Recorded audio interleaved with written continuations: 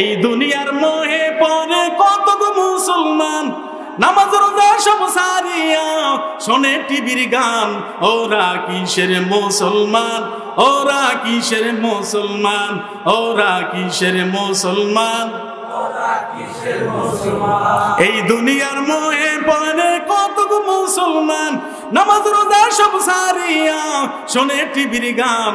ওরা কিসের মুসলমান, ওরা কিসের মুসলমান।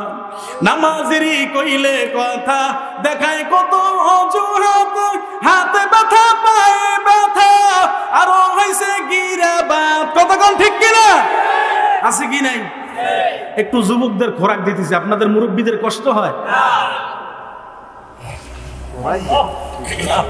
নামাজেরই কইলে কথা দেখায় কত অজুহাত, হাতে ব্যথা পায়ে ব্যথা আরো হয়েছে গিরাবাত।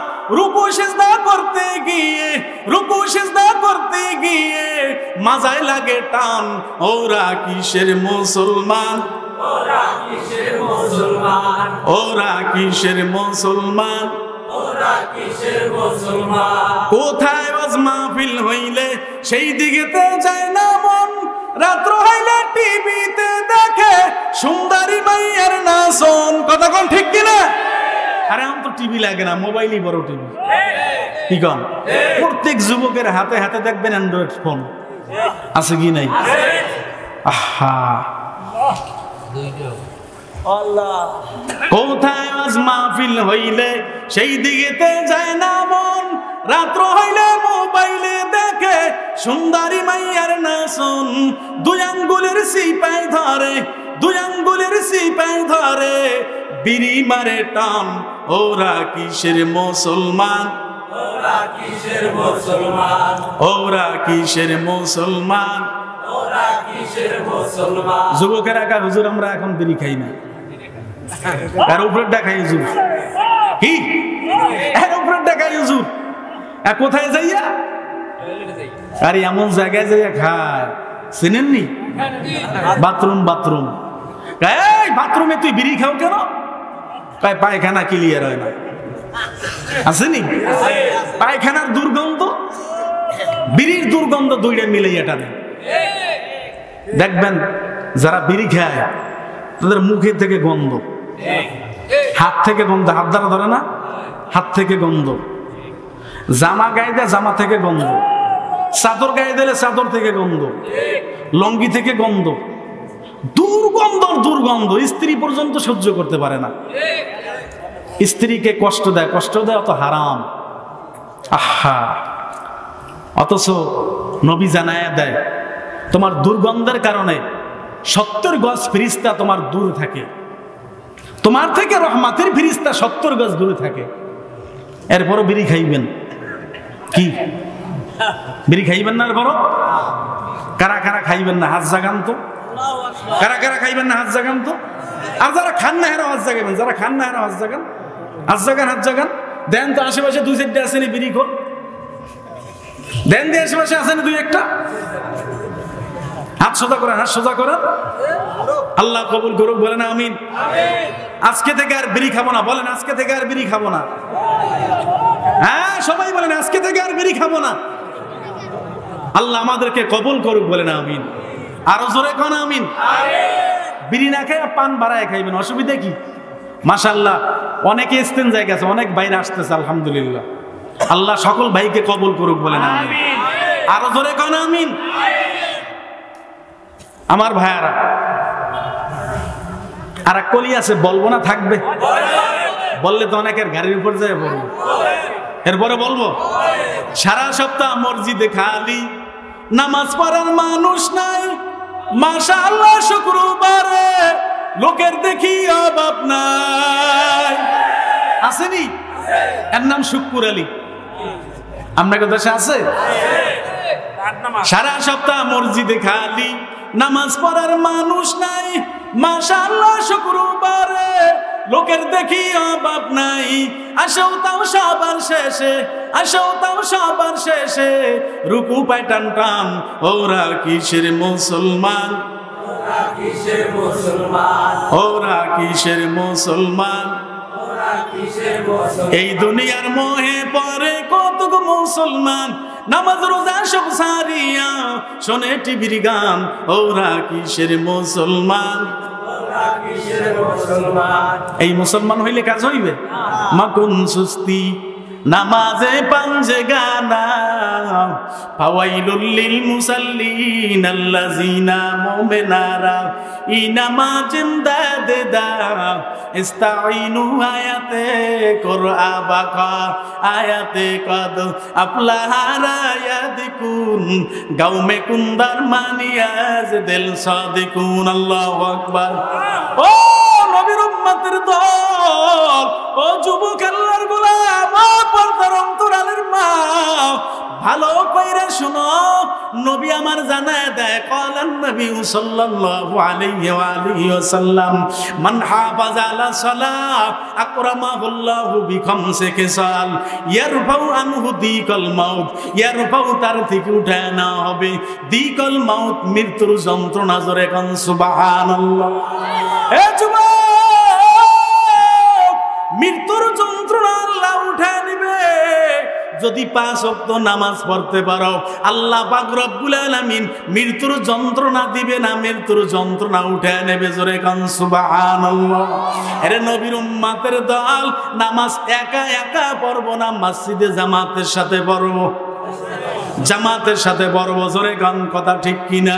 নবী আমার জানায় দেয়, নবী ধমকের স্বরে জানায় দেয়, আমার ওই সমস্ত ঘর বাড়ি আগুন দিয়ে জ্বালায় দিতে মনে চায় যেই সমস্ত ঘর বাড়ির মানুষগুলো মসজিদের আজান শোনার পর মসজিদে আসে না। কিন্তু কেন দেই না? ওই ঘরে মহিলা এবং শিশু থাকার কারণে আমি ঘরগুলো আগুন দিয়ে জ্বালায় দেই না। না হলে আমার নবীর মনে চায় আজান হওয়ার পরও যারা মসজিদে নামাজ পড়তে আসে না, আমার মনে চায় ওই সমস্ত ঘরগুলো আমি আগুন দিয়ে জ্বালায় দেই। ও নবীর উম্মতের দল, ও যুবক আল্লাহর গোলাম, ও নবীর উম্মত, ভালো কইরা শুনো, নবীর প্রাণ প্রিয় সাহাবী, নবীর প্রাণ প্রিয় পাগল সাহাবী, এর নবীর উম্মতের দল, নবীর বড় মহব্বতের সাহাবী আব্দুল্লাহ আনসারী রাদিয়াল্লাহু তাআলা আনহু। ওই আব্দুল্লাহ আনসারী মসজিদে নববীর মধ্যে যখন মসজিদে নববীতে আজান হয়, মসজিদে নববীতে আজান হয়, আজান হওয়ার পর আব্দুল্লাহ আনসারী মসজিদে নামাজ পড়ার জন্য চলে যায়। মসজিদে নামাজ পড়ার পর আব্দুল্লাহ আনসারী দেরি আর করে না, তাড়াতাড়ি চলে আসে। কারণ কি?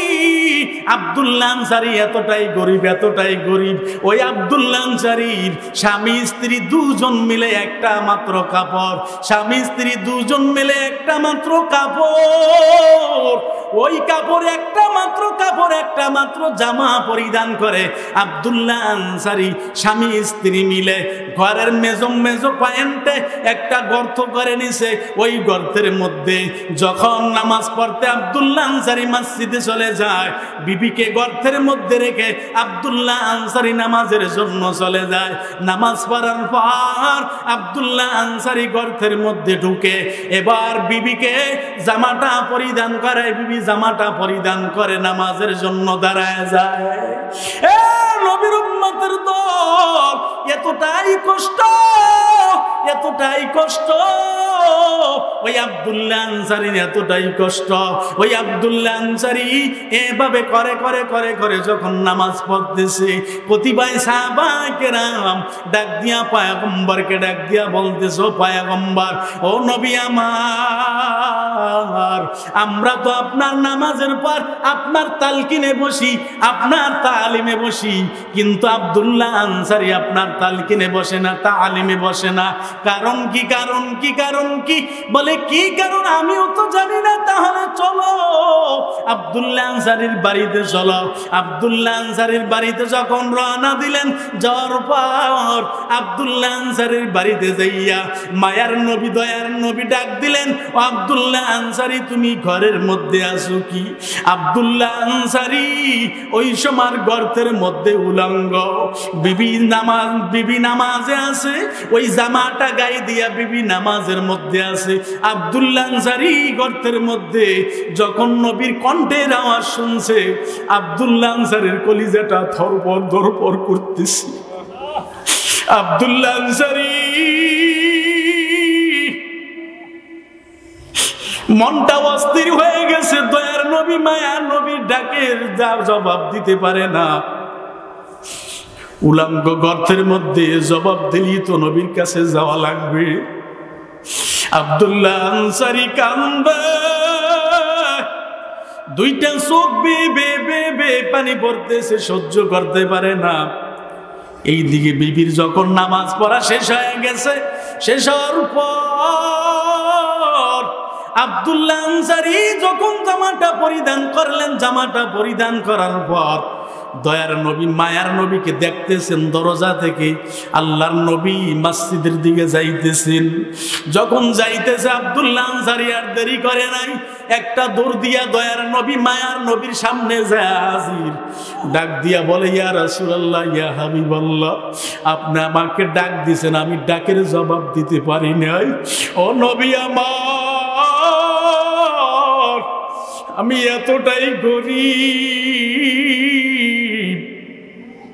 স্বামী স্ত্রী মিলে দুইজনার মিলে একটা মাত্র আমাদের কাপড়, ওই কাপড়টা পরিধান করি। আমার স্ত্রী ওই কাপড় পরিধান করে, আমার স্ত্রী ওই জামা পরিধান করে নামাজে দাঁড়াইছে, কিন্তু আমি গর্তের মধ্যে ছিলাম।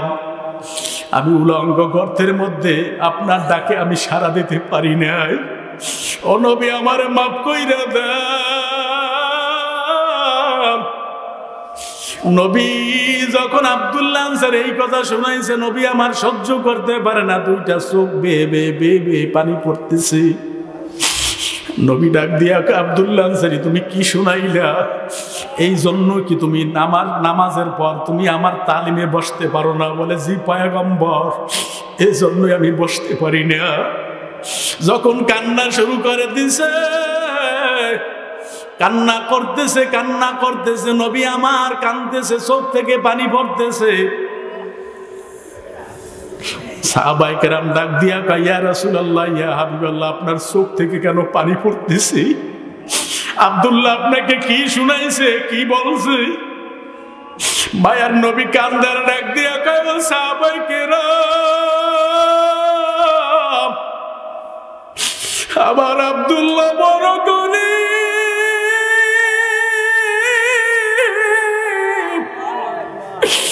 আমার আব্দুল্লাহর একটা মাত্র জামা গায়ে দিয়া স্বামী স্ত্রী দিন কাটায়। চলো আব্দুল্লাহর জন্য বরকতের দোয়া করব। যখন বাড়িতে গেছে, যাওয়ার পর দেখতেছে দরজার সামনে দুইটা খেজুর গাছের সাথে দুইটা সন্তান বাঁধা আছে। যখন দুইটা সন্তান দেখলেন, নবী আমার ডাক দিয়া, আব্দুল্লাহ, এই সন্তান দুইটা কার?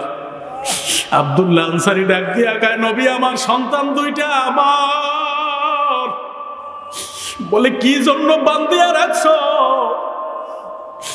ও মায়ার নবী, দয়ার নবী, আমার ঘরের মধ্যে কোনো খানা নাই। আমার সন্তানেরা যখন খানা চায়, ওদেরকে আমি খানা দিতে পারি না। আমার সন্তানেরা যখন খানা চায়, ওর মার কাছে চায়, আমার কাছে চায়, আমি দিতে পারি না। এই যে খেজুর গাছ দুইটা দেখেন, এই খেজুর গাছ দুইটা আমার নাই, খেজুর গাছ দুইটা এক ইহুদির খেজুর গাছ।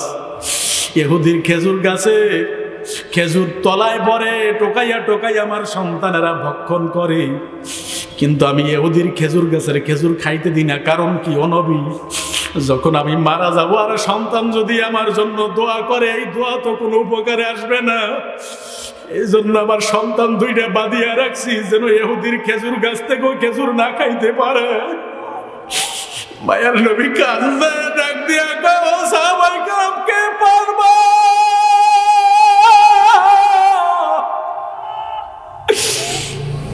তোমরা কে পারবা জানি না।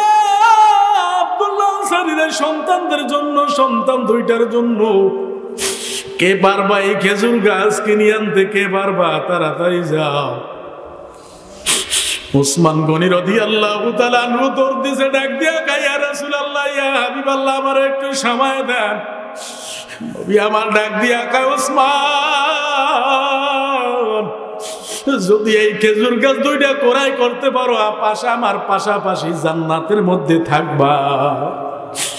উসমান দৌড় দিয়া ইহুদির কাছে চলিয়ে গেছে। ইহুদিরে ডাক দিয়া ইহুদি ভাই, আব্দুল্লাহ আনসারীর বাড়ির সামনে দুইটা খেজুর গাছ, ওই খেজুর গাছ দুইটা তোমার নেই? বলে হ্যাঁ আমার কাছে বিক্রি করো। কেন, তোমার তো অনেক খেজুর গাছ আছে।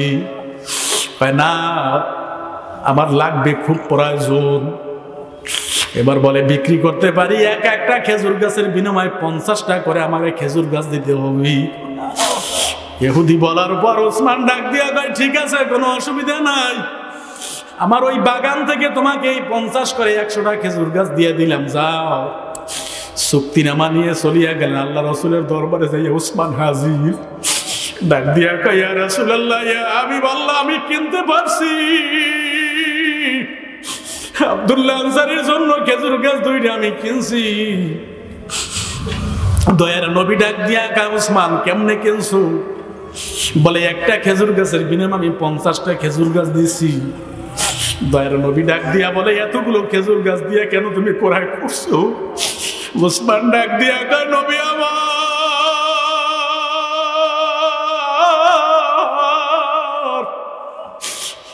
যদি ওই ইহুদি আমার জীবনের সব সম্পদ চাইতো, আমার জীবনের সমস্ত সম্পদ আমি ইহুদিকে 2টা খেজুর গাছের বিনিময়ে দিয়ে দিতাম। কারণ আপনার ভালোবাসা, আমার মাওলার ভালোবাসা আমি বলতে পারি না। আমার নবী আমার নবীর উম্মতের দল, দয়ার নবী এবার দোয়া করলেন।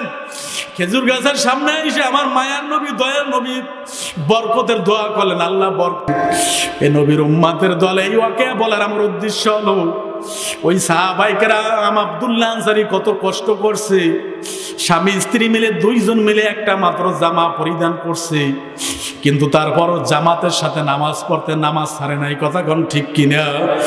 এ বন্ধুরা আজকে থেকে আর আমরা কারা কারা জামাত ছাড়বো না, জামাতের সাথে নামাজ পড়ার চেষ্টা করবো। আল্লাহু আকবার, আল্লাহ কবুল করুক, বলেন আমিন। আরো জোরে কান আমিন, আরো জোরে কান আমিন। আমার বন্ধু সংক্ষেপ আমি বলে দিচ্ছি, এখনই মোনাজাত দিয়ে দিব। তবে শুনিয়া নেন, নবী আমার জানায় দেয় ইয়ারফাউ আনহু দিকাল মাউত। নবী আমার জানায় দেয় 1 নম্বরে ইয়ারফাউ আনহু দিকাল মাউত, ইয়ারফাউ তার থেকে উঠায় নেওয়া হবে দিকাল মাউত, মৃত্যুর যন্ত্রণা।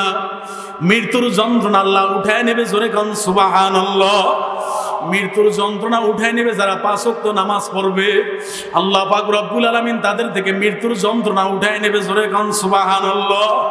নাম্বার 2, বাজান কেউ উঠবেন না, মেহেরবানি করে পায়ে হাত রেখে বলবো, একজন মানুষ উঠবেন না। যদি ইস্তেনজা করে একটু পরে করবেন, আমি এখনই শেষ করে দিব। আরে নবীর উম্মতের দল, নাম্বার 2 নবী আমার জানায় দেয় ওয়া আযাবাল কবর, কবরের আযাব। কবরের আযাব এত সাংঘাতিক, এত কঠিন। নবী আমার ভিন্ন হাদিসের মধ্যে জানায় দেয় আল কবরু রাউযাতুম মিন রিয়াদিল জান্নাহ আও হুফরাতুম মিন হুফারিন নার। কারো কারো জন্য কবরটা একটা জান্নাতের বাগান হয়ে যাবে, আর কারো কারো জন্য কবরটা একটা জাহান্নামের বড় একটা গর্ত হয়ে যাবে। এখন চিন্তা করেন, আমার কবরটা আমি জান্নাতের বাগান বানাবো না জাহান্নামের গর্ত বানাবো? আমার কবর অবস্থাটা কেমন হবে? ওই কবরের ভয়ে কান্না করতে করতে করতে করতে আল্লাহর ওলিরা কান্না করতে করতে অন্ধকার কবরে চলে গেছে। চরমনার আল্লাহর কুতুব কান্না করতে করতে অন্ধকার কবরে চলে গেছে। সারসিনের আল্লাহর কুতুব কান্না করতে করতে করতে করতে অন্ধকার কবরে চলে গেছে। মোকাম্মের হুজুরে কান্না করতে করতে অন্ধকার কবরে চলে গেছে। এ বান্দা, আমার ভাইয়েরা, আমাদের তরিকার মুরব্বী সিস্তিয়া সাবরিয়া তরিকার মুরব্বী রশিদ আহমদ গঙ্গী রহমাতুল্লাহি আলাইহি মাওলার দরবারে এমন ভাবে কাঁদতেন, কান্না করতে করতে করতে করতে শেষ পর্যন্ত 2টা চক্ষু অন্ধ হয়ে গেছে। খলিফেরা মুরিদেরা এসে কয়, হুজুর আপনার চোখে অপারেশন করাইলে আমার চোখে দেখতে পারবেন? কয় বাবা না না, কিতাবের মধ্যে লেখা আছে অন্ধের কাছে আমার মালিক কোনো সওয়াল করবে না।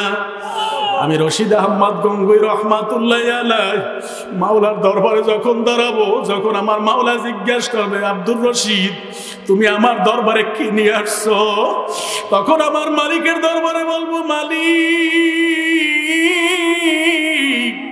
তোমার দরবারে আমি কিছু নিয়ে আসতে পারি নাই, তোমার ভয়েতে কান্না করতে করতে দুইটা চক্ষু অন্ধ বানায় দিছি, এই খাতিলে তুমি আমারে মাফ করে দাও। আরে নবীর উম্মতের দল, ওই কবরে আযাব আল্লাহ মাফ করিয়া দিবে যদি 5 ওয়াক্ত নামাজ পড়তে পারেন। এরপর আমার নবী জানায় দেয় ওয়াইতিহিল্লাহু বিয়ামিনিহি, ডান হাতে আমলনামা। 3 নম্বরে হলো ডান হাতে আমলনামা, সংক্ষেপ করে দিচ্ছি। 3 নম্বরে ডান হাতে আমলনামা। ডান হাতে আমলনামা সবাই পাবে না। এবার যান, ডান হাতে আমলনামা কিন্তু সবাই পাইবে না। ডান হাতে আমলনামা সবাই পাবে না রে বাজার। বেনমাজি নাফরমান ফাসিক ফুজ্জার বাম হাতে আমলনামা পাইবে, তাও সোজা বিলে পাইবে না। হাতটাকে পেছন দিক থেকে ঘুরাইয়া পিঠ থেকে বুক বরাবর ছিদ্র বানাইয়া এরপর বাম হাতে আমলনামা ধরাইয়া দেওয়া হবে, আর বলা হবে নাফরমান তুই তোর আমলনামার দিকে তাকা,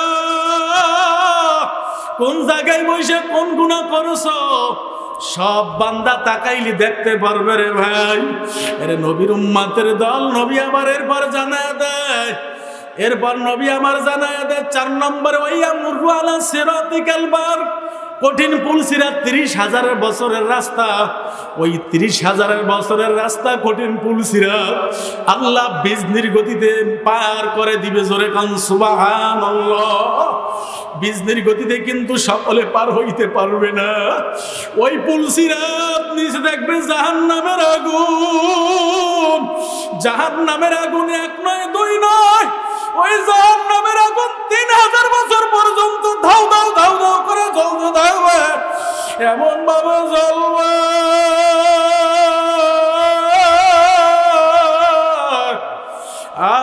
বেনমাজি নাফরমান সুদখোর ঘুষখোর, ওই নাফরমান সুদখোর ঘুষখোর বেনমাজি পুল সিরাতের উপর উঠতে চাইবে না।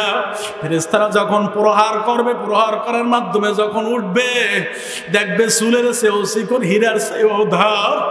যখন উঠবে, ওঠার পর সঙ্গে সঙ্গে খণ্ড খণ্ড হইয়া নিচে জাহান্নামের আগুনের মধ্যে পড়িয়া যাইবে।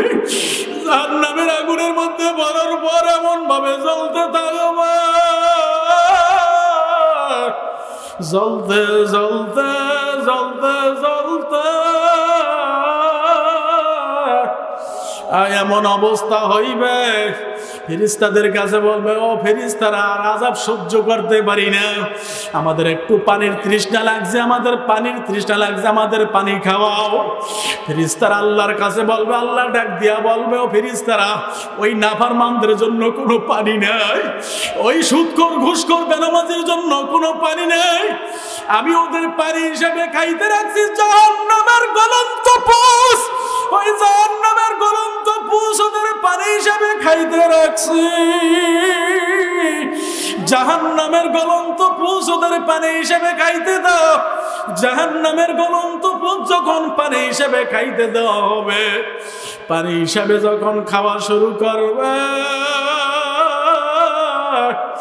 যখন জিহ্বায় লাগাবে, লাগানোর সাথে সাথে জিহ্বাটা খসিয়া জমিনে পড়িয়া যাইবে। আল্লাহ ভেতরে যাওয়ার পর নারী বুড়ি সব গলিয়া গলিয়া গলিয়া গলিয়া পায়খানার রাস্তা দিয়া জব জব জব জব করে পড়তে থাকবে।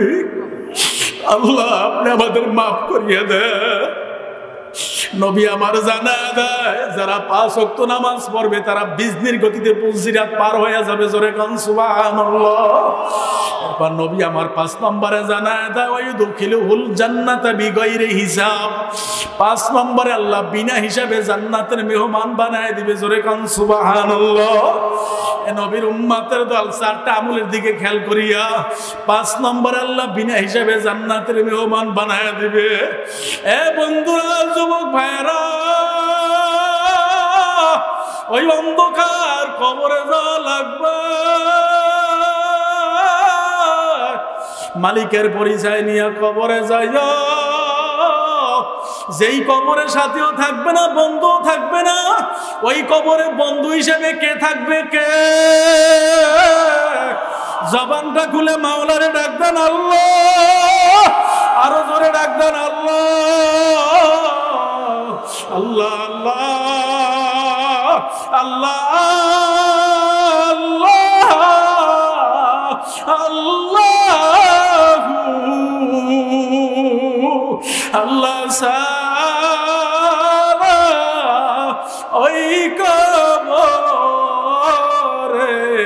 কেউ নাই বন্ধু, আল্লাহ সারা ওই কবরে কেউ নাই বন্ধু। বাজান কবরে যাওয়া লাগবে কি লাগবে না? আরো জোরে কোন যাওয়া লাগবে কি লাগবে না? মা চলিয়া গেছে, বাবা চলিয়া গেছে। বাজান আমি একটু মাঠের মধ্যে দেখতে চাই কার মা নাই কার বাবা নাই, একটু হাত তোলেন কার মা নাই কার বাবা নাই। অনেকেরই মা নাই বাবা নাই, হাত নামান। মা কবরে ঘুমায়া গেছে, বাবা কবরে ঘুমায়া গেছে। আমি শেষবারের সময় মা বাবা সম্পর্কে একটু কথা বলি। বাজান বলবনি না কষ্ট হবে? ও বাজান, মা যার দুনিয়ায় নাই, যারা হাত জাগাইছেন তার অন্তরের মধ্যে কত ব্যথা। যার মা নাই তার কলিজাটা একটা ধাক্কা লাগছে। দেখছেন আমিও হাত জাগাইছি, আমারও মা নাই। এই মাহফিল করে 2টা 2.5টা বাড়ি বাজিয়া যাইবে যাইতে যাইতে, কিন্তু এমন দিন গেছে এই আপনাদের এই লাউপাড়া আমি অনেক আগে আসছি, 3-4 বছর আগে আসছি। মার কাছে বইলে আসছি মা বাড়ি যাব। অনেক জায়গা থেকে মাহফিল করে বাড়ি যাইতাম, কিন্তু বন্ধুরা দেখতাম রাত্র 12টা 1টা 2টা 2.5টা 3টা নাই। দরজায় যাইয়া যদি ডাক দিতাম মা আমি আব্দুল মালেক আনোয়ারি আসছি, একটা ডাক দিতাম, ডাক দেওয়ার সাথে সাথে মা দরজাটা খুলে দিত। কিন্তু ওই জনম দুঃখী মাকে আমি 1.5 বছর হারাইছি। কত মাহফিল থেকে যায়, কত সন্তান মায়ের মা কইয়া ডাক দেয়, আমি আব্দুল মালেক আনোয়ারি মায়ের মা কইয়া ডাক দিতে পারি না। কত জিনিস দেখি মার জন্য এটা নিয়ে যাব, কিন্তু মা আজকে দুনিয়ায় নাই।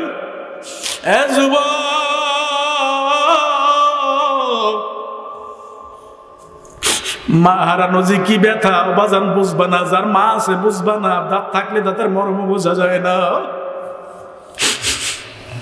মা যখন চলিয়া যাবে, বাবা যখন চলিয়া যাবে, তখন বুঝবা মা বাবা কেমন আপন ছিল।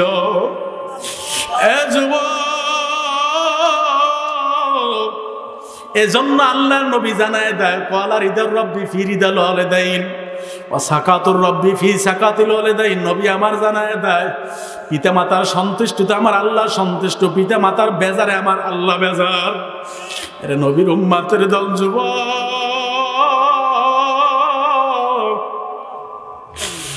আমার মনে আছে গত 2 বছর আগে আমার মাহফিল ছিল মির্জাগঞ্জ থানায়। আমার একটা মাহফিল ছিল। আমি প্রায় জায়গায় এই ঘটনাটা বলি, যুবকদের উদ্দেশ্যে বলি। ছোট্ট একটা ঘটনা বলবো নি? অবাজান যুবক ভালো কইরা খেয়াল কইরা শোনো। যখন আমার মাহফিল, অনেক যুবকেরা মায়েরে কষ্ট দাও, বাবারে কষ্ট দাও। যুবক সুন্দর স্ত্রী পাইরা জনম দুঃখিনী মায়েরে ঘর থেকে নামায়া দাও, মায়েরে তাড়ায়া দাও। যুবক মায়েরে কাঁদাবা না, মায়েরে ঘর থেকে নামাবা না রে যুবক।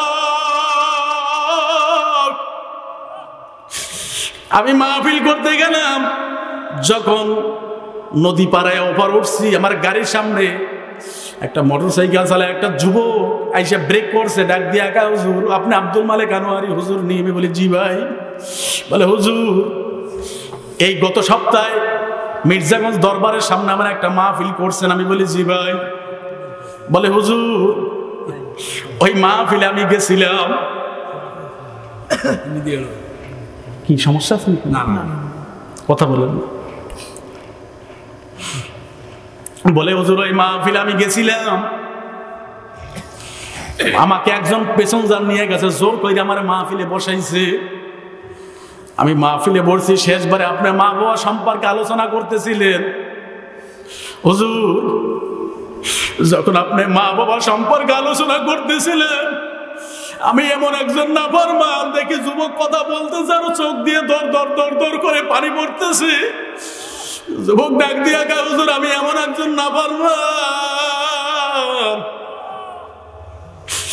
হুজুর আমার যাই হাত দেখেন, এই হাত দ্বারা আমার মায়ের আমি কতবার পিটাইছি, কতবার মারছি, তার কোনো গুনাহ বাছা নাই।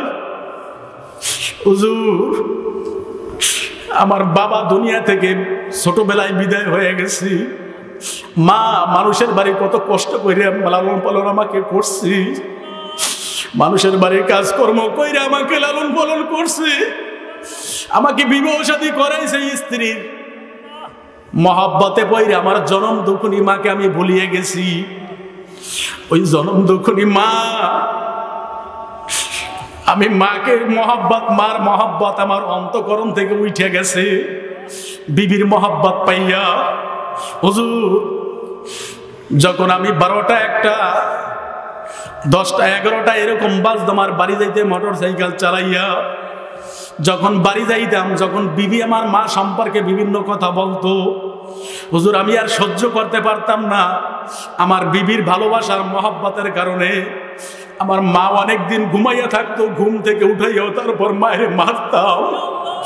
হুজুর আমার সে বড় না বলবার কেউ না,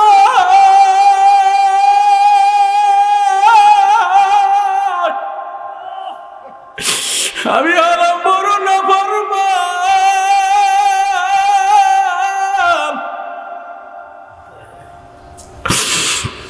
হুজুর আপনার বয়ান শুনতেছিলাম, মার খেদমতের আলোচনা শুনতেছিলাম, হুজুর আমার চোখের পানি আর রাখতে পারি নাই, মনে হয় আমার চোখের মধ্যে আর কোনো পানি নাই, শেষ হয়ে গেছি। মাহফিল শেষে তওবা করে বাড়ি গেলাম, আর মাকে কাঁদাবো না, মায়ের কষ্ট দিব না।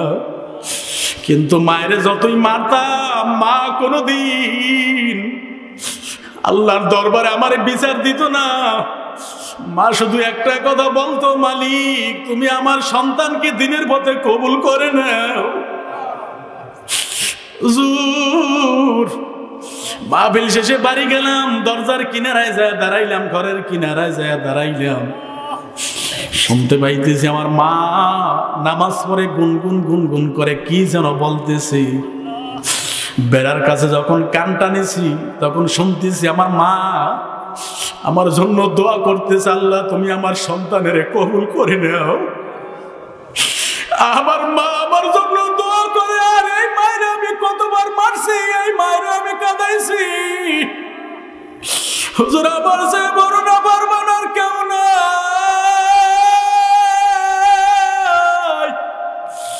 রে যুবক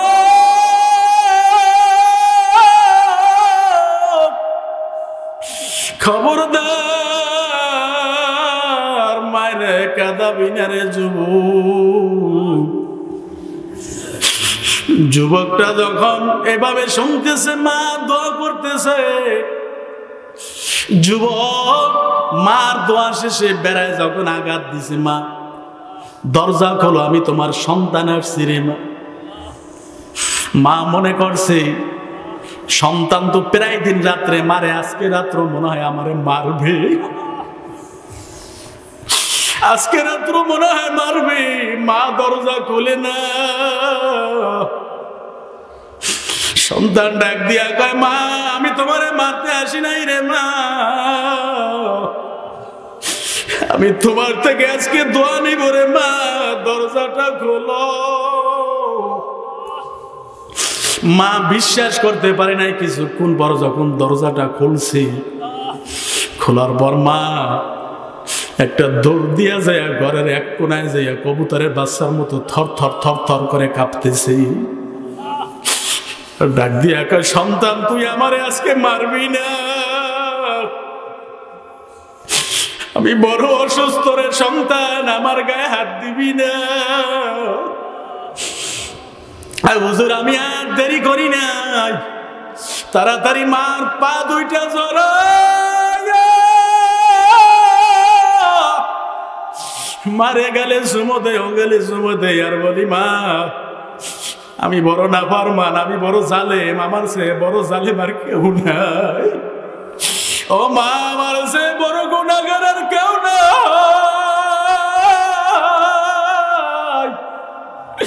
ও মা আমি তোমারে কত মারছি, আমার হাত দ্বারা তোমার কত মারছি, তোমারে কত পিটাইছি রে মা।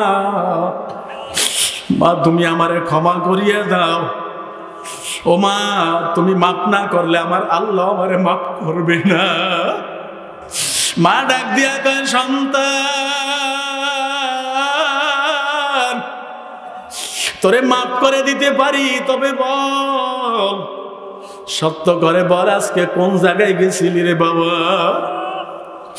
কোন জায়গায় আজকে গেছিলি বাবা, সত্য করে বল। বলে মা তুমি তো চিনবা না, আজকে আব্দুল মালেক আনোয়ারি হুজুরের বয়ানে গেছিলাম রে মা, তবে বয়ানটা রেকর্ড করে আনছি মা শুনো। হুজুর আমার মা আপনার বয়ান শুনে আর কাঁদে,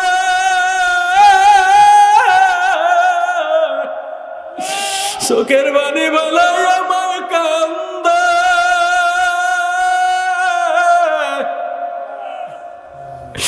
এমন কান্দাও কান্দে, আর আপনার জন্য দোয়া করে হুজুর। শেষ পর্যন্ত আমার মা আমাকে মাফ করে দিছে হুজুর। ওই মার দোয়া নিয়ে আজকে মোটর সাইকেল চালাই। আগে এক সপ্তাহ যা ইনকাম না করতে পারতাম, এখন আমার মাওলাই একদিনে মার দোয়া নিয়ে মোটর সাইকেল চালাইতে যাই। মার দোয়ার কারণে আমার মাওলাই এক সপ্তাহে যা ইনকাম না করতে পারতাম, একদিনে তার চেয়ে বেশি ইনকাম করতে পারি। হুজুর আমার জন্য দোয়া করবেন, আমার মাওলাই যেন আর আমার গুমরাহির মধ্যে ঠেলিও না। হুজুর যখন মসজিদে আজান হয়ে যায়, আমি মসজিদের পাশে আমার মোটর সাইকেলটা রাখিয়া আমি নামাজের মুসাল্লায় দাঁড়াইয়া যাই। আমার জন্য দোয়া করবেন। হে যুবক, এই ময়দানের মধ্যে অনেকেরই মা নাই, বাবা নাই, কবরে ঘুমাইছে। এই যুবক পিছনে যারা মায়ের কষ্ট দিয়েছ আর মায়ের কষ্ট দিবে না, যারা মায়ের কাঁদাইছ আর মাকে কাঁদাবা না, যারা বাবারে কাঁদাইছ আর বাবারে কাঁদাবা না। আজকে থেকে মার থেকে দোয়া নেবা, বাবার থেকে দোয়া নেবা। হে যুবক, এখনই আখিরি মোনাজাত হইয়া যাইবে, বাড়ি যাইবে, দরজায় যাইয়া ডাক দিবে, মা আমি তোমার সন্তান আসছি, মা ঘরের মধ্যে নাই, বাবা ঘরের মধ্যে নাই, বাঁশবাগানে, পুকুর পাড়ে, কলা বাগানের নিচে ঘুমাইয়া গেছে। এমন ঘুমান ঘুমাইছে, মার সারা দেবে না, বাবার সারা দেবে না।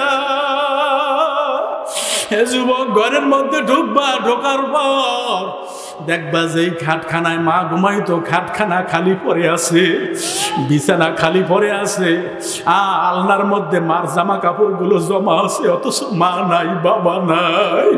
হে যুবক, যার মা নাই, বাবা নাই, কবরের কিনারায় যায় দোয়া করবা, আল্লাহ মাফ করিয়ে দিবে।